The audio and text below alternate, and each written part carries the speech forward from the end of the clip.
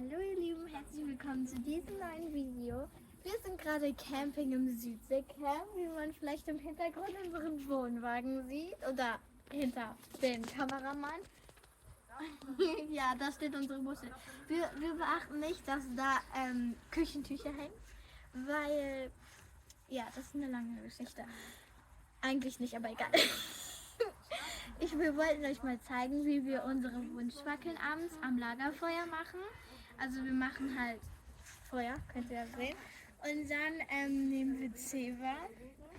Dann, also normalerweise nehmen wir Zewa, rollen das so irgendwie, drehen es so ein, ja.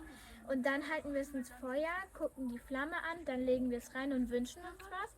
Aber heute haben wir es ein bisschen anders gemacht. Heute haben wir das Zewa genommen, uns was draufgeschrieben und dann gleich halten wir es ins Feuer, gucken uns an und legen es rein. Na, dann fang mal an.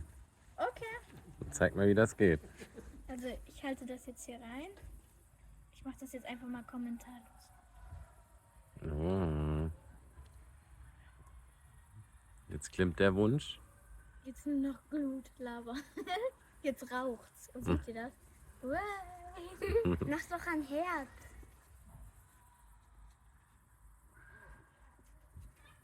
Ja, das Maltalent fehlt halt noch.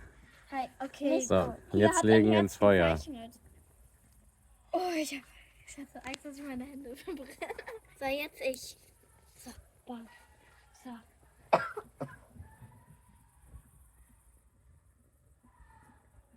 Okay.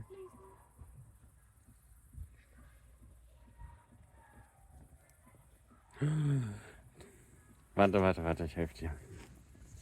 Oh, ich hab's gemacht. Okay, Super. wir haben schon. So, jetzt kommt mein Wunsch, ja? Guck mal, meine Flamme brennt immer noch. Ganz vorsichtig. Mit Feuer darf man nicht spielen. Genau, nur wenn Erwachsene dabei sind.